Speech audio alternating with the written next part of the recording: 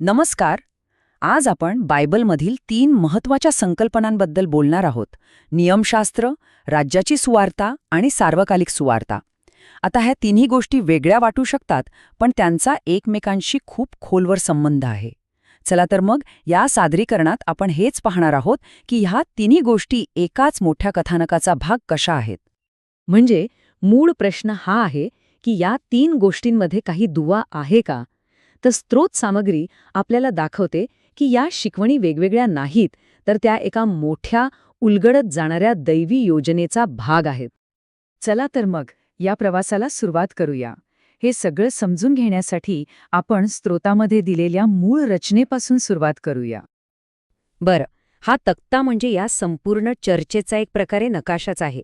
बघा, यात पाप, नीतिमत्व आणि न्याय ह्या 3 संकल्पना कशा 3 वेगवेगळ्या सुवार्ता आणि काळाशी जोडलेल्या आहेत हे स्पष्ट दिसतं. नियमशास्त्र पाप दाखवतं, राज्याची सुवार्ता नीतिमत्व देते आणि सार्वकालिक सुवार्ता न्यायापासून वाचवते. हे सगळं एका मोठ्या दैवी योजनेचा भाग आहे. तर मग आपल्या नकाशातला पहिला थांबा आहे जुना करार आणि नियमशास्त्राची भूमिका. चला पाहूया ही कथा कशी सुरू होते. तर महत्त्वाचा मुद्दा हा आहे की नियमशास्त्र हे अंतिम ध्येय नाहीये. उलट ते पापाची समस्या ओळखण्यासाठीचे एक साधन आहे. ते आपल्याला समस्येची जाणीव करून देतं इतकंच. स्रोतामध्ये दिलेले हे वचन नियमशास्त्राची भूमिका अगदी स्पष्ट करतं.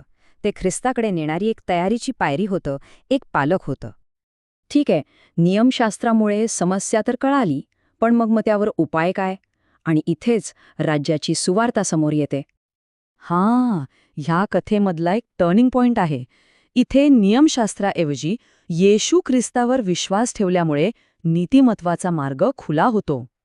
स्रोत इथे यावर जोर देतो की हा फक्त नियमांमध्ये झालेला बदल नाहीये, हा संपूर्ण दृष्टिकोनातला बदल आहे. म्हणजे केवळ नियम पाळण्यापासून थेट मशियाबरोबर एक वैयक्तिक नातं जोडण्यापर्यंतचा प्रवास.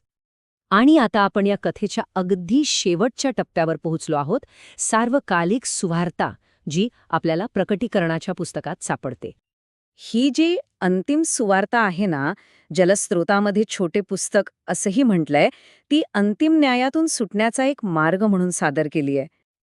आता इथून पुढे गोष्टी खऱ्या अर्थाने खूपच रंजक होतात. स्रोत 10 आज्ञा घेतो आणि त्यांना थेट ख्रिस्ताच्या दृष्टिकोनातून कसं पुन्हा मांडतो ते बघा. आणि इथेच खरा मुद्दा समोर येतो. बघा, नियमशास्त्र काय म्हणतं? माझ्यासमोर तुझे दुसरे देव नसावेत. पण सार्वकालिक सुवार्ता काय म्हणते? प्रभू येशू समोर तुझे दुसरे देव नसावेत. म्हणजे जिथे मूळ नियमशास्त्र देव यहोवा म्हणत होतं, तिथे आता स्पष्टपणे देव येशू असं म्हटलं जातंय. हा एक खूप मोठा आणि महत्त्वाचा बदल आहे. आणि हाच नमुना आपल्याला प्रत्येक आज्ञेमध्ये दिसतो. मूळ नियमांना सातत्यानं येशू ख्रिस्तावर केंद्रित केलं जाते. ता मग हे सगळे एकत्र येऊन एक सुसंगत संदेश कसा तयार होतो? काय आहे याचा अर्थ? तर स्रोत असं सांगतोय की या 3 वेगवेगळ्या कथा नाहीत, त्या एकाच मोठ्या नाटकाचे 3 अंक आहेत. पहिला अंक समस्या दाखवतो, दुसरा अंक उपाय देतो आणि तिसरा अंक अंतिम निष्कर्ष देतो. स्रोत सामग्रीमधलं हे एक वाक्य या संपूर्ण प्रवासाचं अगदी अचूक सार सांगतं. एकाच धाग्यात सगळं काही गुंफले. सरतेशेवटी हा दृष्टिकोन आपल्याला बायबलच्या मूलभूत नियमांकडे एका पूर्णपणे नवीन नजरेने पाहण्याचं आव्हान देतो.